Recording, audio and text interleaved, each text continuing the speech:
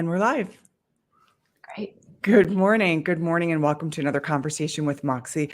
I'm Natasha Zibko, co-founder of MOXY, the voice of women in infrastructure. And with me today, I think the word that really comes to mind is multipreneur, but there's just so much behind what you've done. Liz Muller is with us today. She's the CEO and co-founder of many companies, most recently Deep Vision, and you're also the executive chair of Deep Isolation. That's right. Welcome. Thank you so much, Natasha. I'm really excited to be here. Yeah, and you're you got up a little early this morning to join me for this LinkedIn Live. You're coming from Berkeley, California.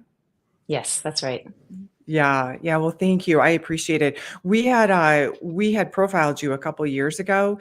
A story about the work that you were doing with Deep. You were doing work with Deep Isolation I wanted to make sure I got these right. You're doing work with Deep Isolation, and since then, in the last 2 years, like you founded another company. You're working in the nuclear space. Tell our listeners, what is it that you're doing? Yeah, so let me start with Deep Isolation first, because it's sort of a very proud and very humbling moment when you realize that a company that you helped to create and helped to found doesn't really need you anymore. And I think overall, pride wins out, and I'm really excited that Deep Isolation is doing great things and moving forward. And I think there's going to be an incredible future for Deep Isolation, which, as a reminder, is doing nuclear waste disposal. So it still hasn't broken through sort of that ceiling of actually disposing of waste, but has real revenue based on studies that we're doing for customers on how we would dispose of a particular waste stream at a given location. And the team that we built at Deep Isolation was really the right team to take that forward. And so it was sort of this freeing and humbling moment to realize that I had the opportunity to go do something else.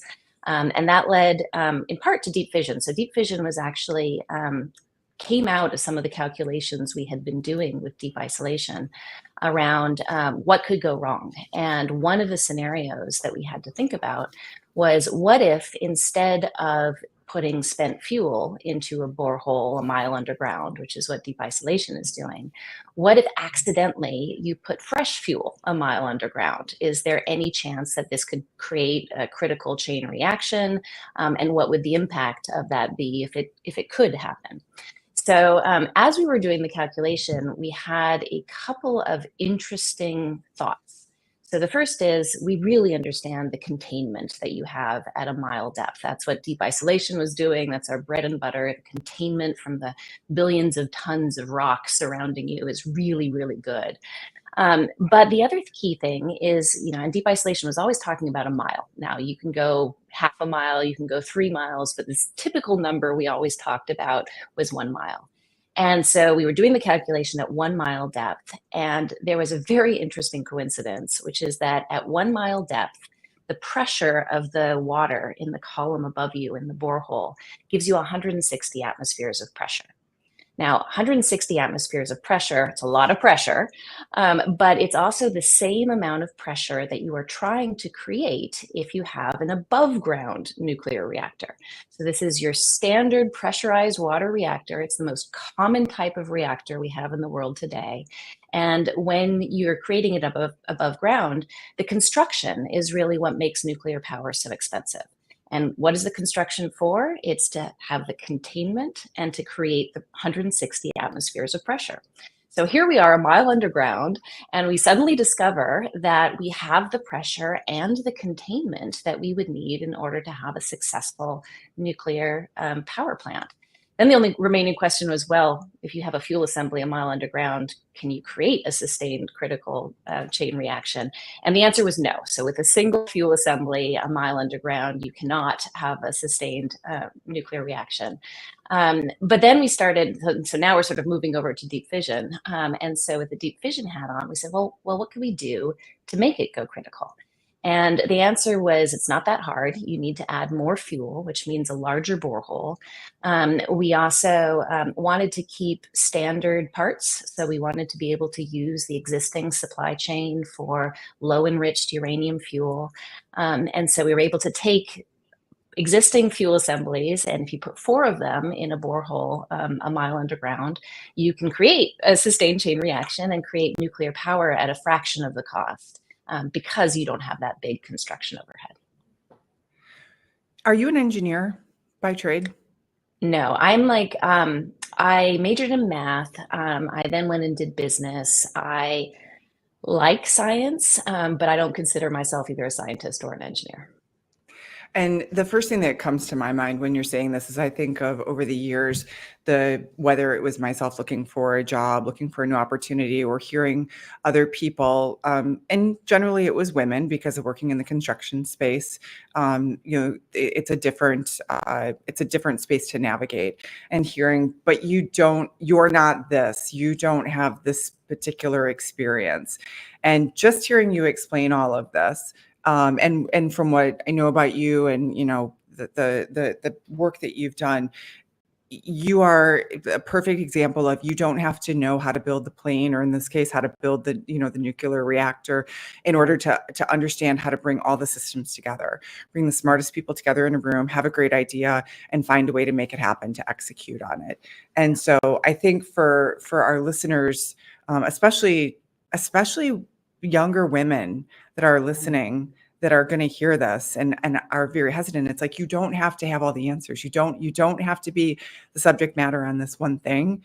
You need to surround yourself with really great people and have great ideas and how to execute. So Yeah, I couldn't agree more. And I would maybe throw into the mix the interest in learning more. So I don't consider myself a nuclear engineer, but I am currently reading a textbook on how fourth generation nuclear reactors work. So I do find that fascinating. And you can learn quite a lot. Like, did I know anything about nuclear reactors a few years ago? No. Do I know a lot now? Yes, I do. So what do you say as a co-founder, as a CEO, as a multipreneur, and again, being in the construction and infrastructure, these are vastly male-dominated spaces.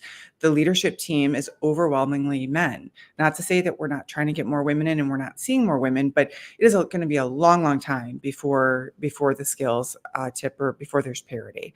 So what do you say to men who are in positions similar to yours, that are having a hard time seeing, they're continuing to look for someone that looks like them or looks like the last person that held the job in order to replace them, when you're a shining example of, look outside of the person that looked like you last? Yeah, it's a really hard question. And I have a firm belief that there are incredible female candidates out there. And if they're not presented to me when we're hiring, then it is a sign that my team has not done a good job at finding the right people. So there is an excuse. Oh, well, there's no women candidates. All the candidates were men. Well, I don't believe that. I believe that there are amazing women candidates. You just maybe have to work a little bit harder in order to identify them and bring them in. I would wholeheartedly agree with that sentiment. And I think for a long time we've been, we're going to continue to encourage women to throw their name in the hat and to apply for these jobs. But at the end of the day, it's the people that are in your position, the people that have the opportunity to say, no, no, no, bring me more candidates, not to sound like Mitt Romney, but, you have have binders full of women. Who would have ever thought that, we'd still be, using that phrase all these years later. Yeah. So how did you get into this space? I know that you started your career, you're in Berkeley right now, but one of your first jobs, you were over in France. Yeah. And yeah, go ahead. So France, I think, was formative for me when it came to nuclear power. So I grew up in Berkeley, California, and so Berkeley is very anti-nuclear. But my father was a physicist who did a lot of nuclear physics. And I remember, I think I was in second grade, when they put up the signs in Berkeley saying Berkeley is now a nuclear-free zone. And all the kids were celebrating and really excited. And it's like, yay, we're a nuclear-free zone. And so I went, Daddy, guess what? We're now a nuclear-free zone. And he just lit into it like, oh my God, that doesn't make any sense. There's no such thing as nuclear free. You're radioactive. I'm radioactive. Everything is nuclear. And so I had a sense from a pretty early age that nuclear is controversial, complicated. But then in my 20s, I lived in France, and in France, nuclear isn't controversial or complicated. And certainly at that time, everyone I asked about nuclear power was, well, of course I support nuclear power. Why wouldn't I? It's clean, it's effective, it's always on, it's reliable. And they would just sort of go off and, why are you even asking the question? Of course Right. I support nuclear power. And I think that did, I was in my 20s at the time, and I think that did form my perception around nuclear power. And global warming was becoming more and more of a concern. And so when I moved back to the US, sort of the asking, why aren't we doing more with nuclear power was a very natural question to be asking. And so this is when my father and I founded the nonprofit Berkeley Earth, and we were looking at what are the big things we can do if we want to really stop global warming. And nuclear power was very high on that list. And the reasons that people gave at the time for not supporting nuclear power, the number one reason was the unsolved nuclear waste problem. So that led directly to deep isolations, which is hopefully going to be solving the nuclear waste problem with disposal a mile underground. And then, as I mentioned earlier, that led directly to deep fission, which I hope is solving another big challenge for nuclear power, which is the cost problem. Did I just hear recently that is it one of the nuclear power plants is going to be was it in conjunction with Microsoft maybe? Can you Yeah, hear like the big question mark at the end of, did I hear this correctly that we're going to be for yeah, the first time restarting a nuclear power plant in the United yeah. States? Yeah, so there's actually two of them that are going to be restarting. And I think this is, so my personal opinion is that this is actually very smart because the data centers and powering of AI and the expectation of how much electricity we're going to need is just going up. And data centers need that power now. Like they need it within a year or within 2 years, like as fast as they can get it. And they don't want it to be dirty, right? They want it to be clean. And the renewables just don't have the reliability that we need if we want to power AI. They can be absolutely part of the mix. So they can and must be part of the mix, but they can't really do it on their own. And so there's this strong interest in nuclear power, and everyone's asking, well, how quickly can we get there? How fast can you do it? Can you do it by 2028? Can you do it by 2027? And the answer for new construction is probably not, right? It's really hard to get nuclear plants licensed and then built. Construction can take a long time. Deep fission can potentially help with that too. But the brilliancy of opening an existing plant is that much of that has already been done. So I think the hope, and I share this hope, is that it enables us to use nuclear power much faster than if we were starting from scratch. What does our world I have two questions. Let me back up and say, when did you start to see, I know that it was around 2009 that you came back to Berkeley, and you were working for Berkeley Earth, and your Yeah. global warming was a topic which even I know, back in the Clinton administration, and Al Gore was, sounding the alarm about this, years before anyone else was. Um, but that was 2009. You were with Berkeley Earth, and now we're 2024. So that was 15 Yeah. years ago. Yeah. Coming from France, it was a very mainstream conversation, nuclear energy. When did you start to see a shift in the conversation back here in the United States after you came back? Was there a Oh, time that you felt like it was a little bit less taboo, or people were maybe a little bit more receptive to it? yeah, it's actually been a pretty gradual shift with maybe an acceleration in the past, I'll call it 3 years. So I think that people had concerns around safety of nuclear power, and I think those concerns still exist for particularly around older plants that maybe weren't built to modern safety standards. Now, the current generation of nuclear power is very, very, very, very safe. I mean, if you sort of look at it, it's comparable to wind and solar in terms of the safety. But that was a slow shift that happened, I think, because people were becoming more and more concerned about global warming. And as they were more concerned global warming, I think initially people said, well, we can just get there 100% with renewables, with wind and solar, that'll get us to 100%. And then we started seeing some challenges with that around battery storage and reliability and transmission. And, it's not sunny everywhere and it's not windy everywhere. And so how do you can lose a lot of electricity through transmission. So anyway, all of these things meant that I think people were increasingly appreciating that they needed something else. And I think nuclear has just little by little sort of become that something else. This was then accelerated, I think, by the war in Ukraine and by the Europeans suddenly realizing that they couldn't use natural gas. And so all of a sudden, they can't use natural gas, wind and solar aren't enough.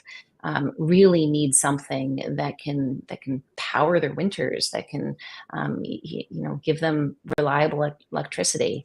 And I think that just accelerated everyone's perception around nuclear power. You mentioned Ukraine.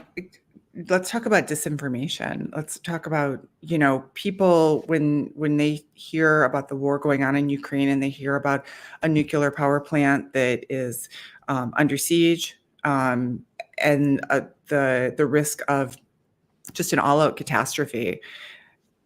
That's not helping the case for, well, let's continue to, build nuclear power plants. And what do you say to people that don't what do you say to people that don't understand the necessity and they just don't? I'm having a hard time putting this question together, but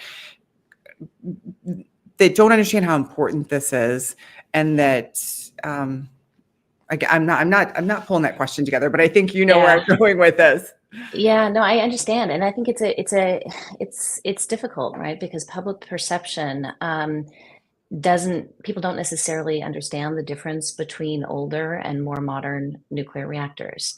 And, I think, and putting a reactor in a war zone is, probably not something anyone would want to do anyway, right? Right. And yet you can have security measures. And one of the biggest concerns is around the spent fuel pools, right? So if you have a pool with nuclear waste in it, that is a potential risk. Once you get it out of the pools and you put into dry casks, the risk goes way, way down. So there is a need for all of us to be conscious of how we're handling our spent fuel and how quickly we're handling and disposing of spent fuel.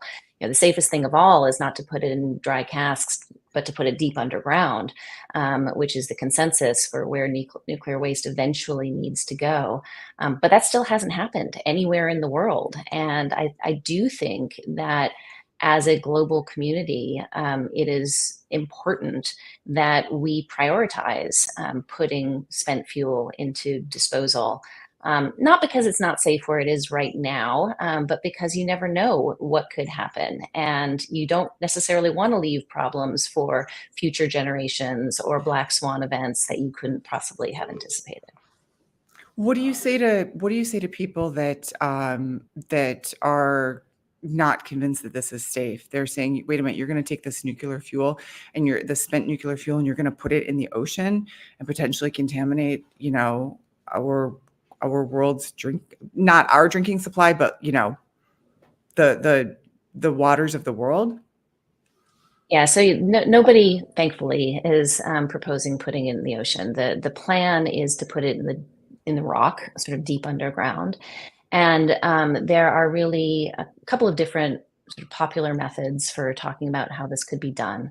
The one that was around historically and has sort of been the most popular is what's called a mine repository, which is when you go down 200 to 400 meters in depth and you carve out a mine, basically. And you have this big space, a cavern with tunnels coming down, and you bring the waste down, and then you put it in and you sort of seal it up, and you can add more as you go. That's the approach that the Finns and the Swedes are taking. So they're sort of farthest along in the building of this mine repository, but it's also the approach that the US was supposed to take with Yucca Mountain. And it's really only more recently that with directional drilling and sort of the incredible ability now to drill down much, much, much deeper than you could go if you had humans underground, that the second option has become available, and that's what deep isolation is doing. So using boreholes for nuclear waste disposal. And when you use boreholes, you can go much, much deeper. So instead of going 200 to 400 meters deep, you can go 1 to 3 kilometers deep, which gives you additional safety margin. It gives you more flexibility of location because you don't have to identify specific rock types where the rock is particularly containing, or it contains everything especially well. So, I mean, there really are options for nuclear waste disposal. The mine repository approach, unfortunately, is really slow and takes a really long time, which is why I think we've seen so little progress towards it. But boreholes can be drilled much, much faster. And even though it does still have to go through the regulatory process, it's a much faster solution to be implemented. What does the future look like if we don't embrace nuclear? I mean, I'm concerned that there's a couple of scenarios. Number one is that we're just not going to be able to get to net zero. Global warming is going to be a problem. We're going to live with it. I have a hard time imagining getting to net zero without nuclear power. And the sooner we can begin that transition and start using nuclear power, the less warming we're going to have. So that's, I think, number one.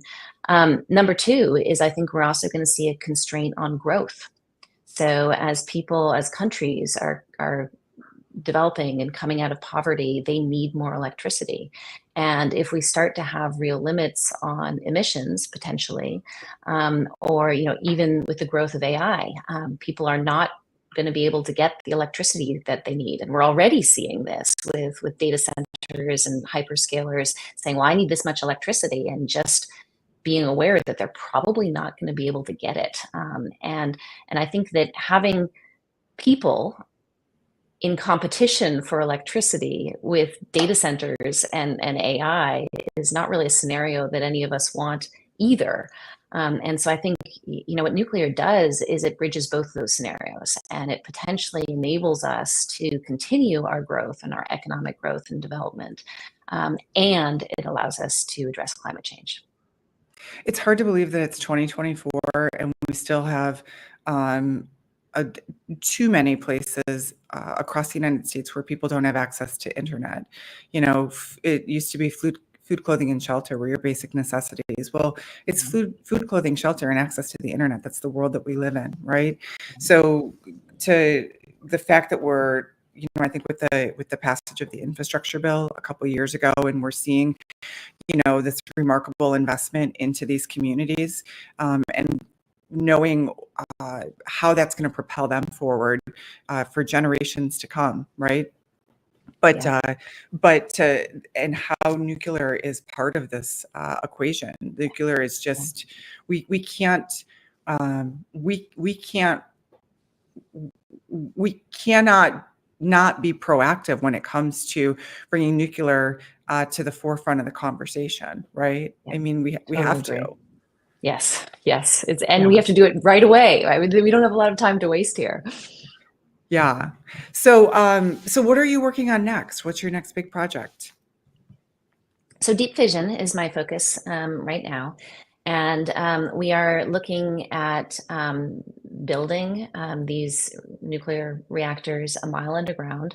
So that has intrinsic safety benefits, but I think most importantly is the cost benefit and the time to market benefit. So we are looking at being able to produce nuclear power very cost effectively, even from the first implementation. So, I mean, take the construction cost, 70 to 80% of the cost of nuclear is in construction. A borehole is one of our big expenses, but we know how much it costs. It's very standard. We know how to do it really well. And it's just not that expensive. So we can reduce the cost. And then second, because it only takes days to weeks to drill a borehole, we can drastically cut the construction time needed for a nuclear reactor. So we still have the regulations that we need to get regulatory approval. That we can't really, we wouldn't want to, and we can't really save time on that. We just need to prove that this is an absolutely safe technology.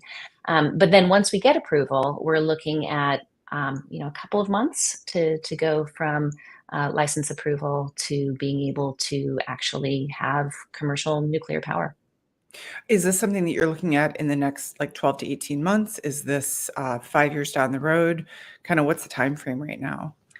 Yeah, so we're focused right now on moving from a conceptual design to a fully engineered design. So that's a lot of work right there, a lot of detail that needs to be added to our plans. We're also already engaging with the nuclear regulator, the NRC, early pre-application engagement at this time. But the goal is to submit our license application, to have a first site confirmed, and to submit our license application by 2026. Then we're sort of assuming a 2-year time frame for review of that license application. And then months in order to build and connect to the grid. So we are looking at commercial operations by 2029. Is there a part of the country where you're seeing a lot of activity when it comes to nuclear? Is this on the coast, on the fringes, or is this even happening in states like West Virginia or the center of the country? Yeah, a lot of activity happening in a lot of different places around the country. I'll highlight a few. I think that Texas is being very proactive about creating a supportive environment for nuclear power.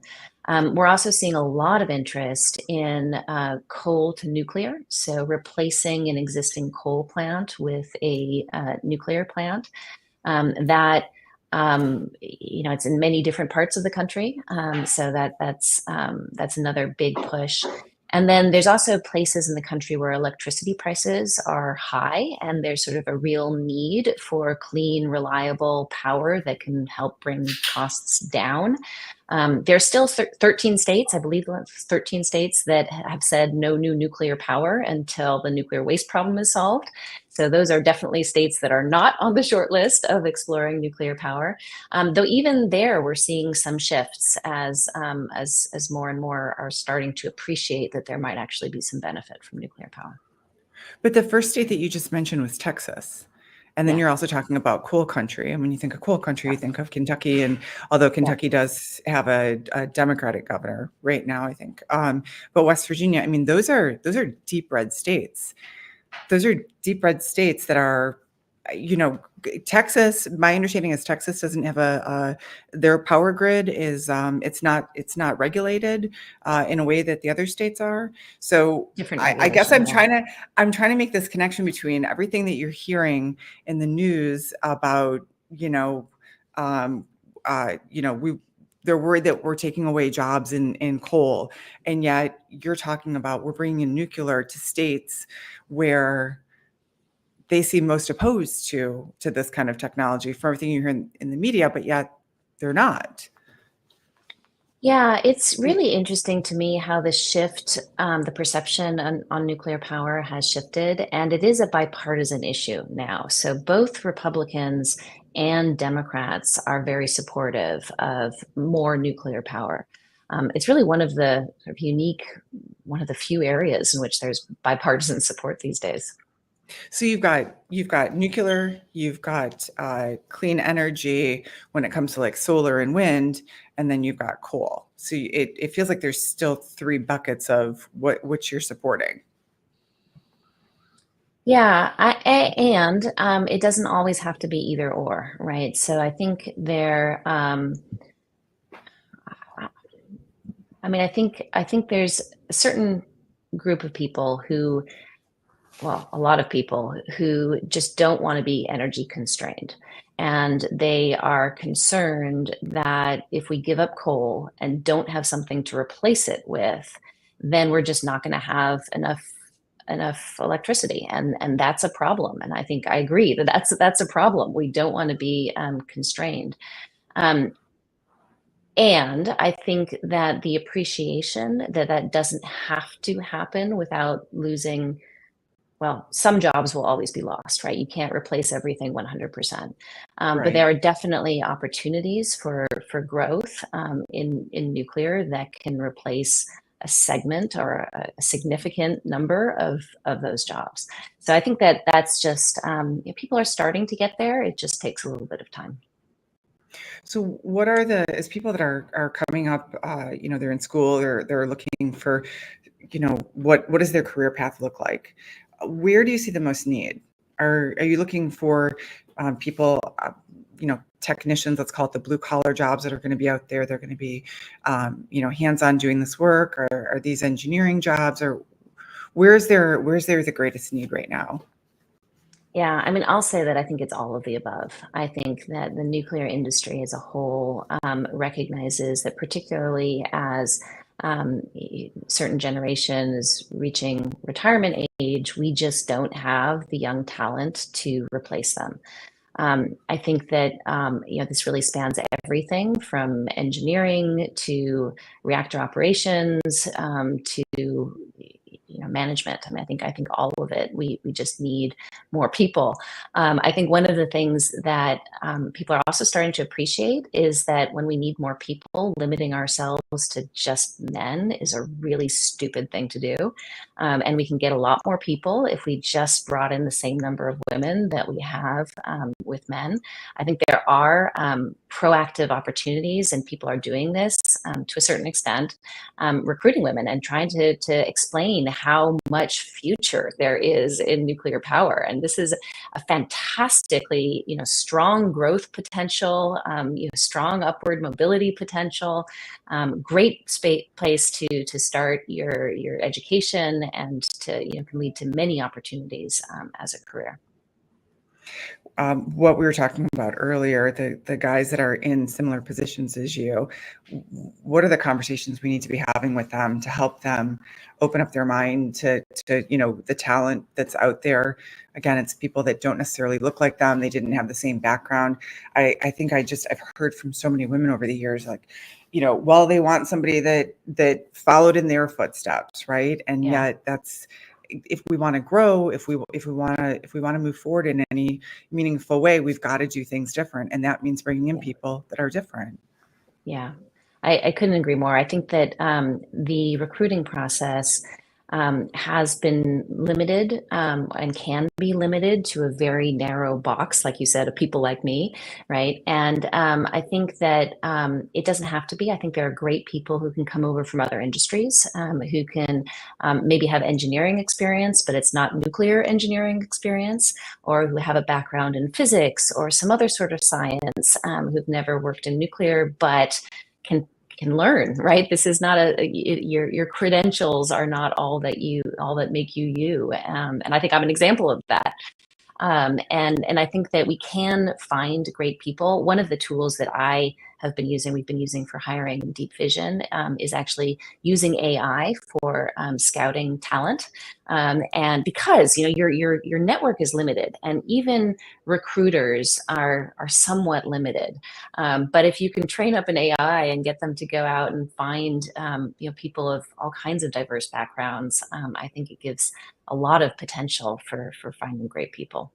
I will also add that I think it helps if you can provide a work environment that is friendly, that is people friendly. I'm not even going to say women friendly. I think it's people friendly. And if you have an environment that is very rigid, where people are micromanaging, where you have to be in the office so that someone can see that you're at your computer for certain numbers of days, you're not going to get women. You're probably not going to get the best men either, right? Right. Having a flexible work environment, I think, makes it much easier to recruit. I love hearing you talk about AI, especially the fact that we're talking about nuclear, and it's, these are all things that there's a lot of misinformation out there.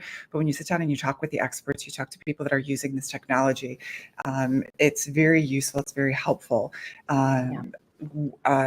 When we talk about women, especially moms, returning to the workforce. And I have been advocating for this for years, that especially if you've got resumes that are going through and they're being scanned, through software like this, that you should be putting on their stay-at-home mom, caregiver, those keywords that so often people look at it and say, oh, well, she's been out of the workforce for X number of years. She's been raising these kids.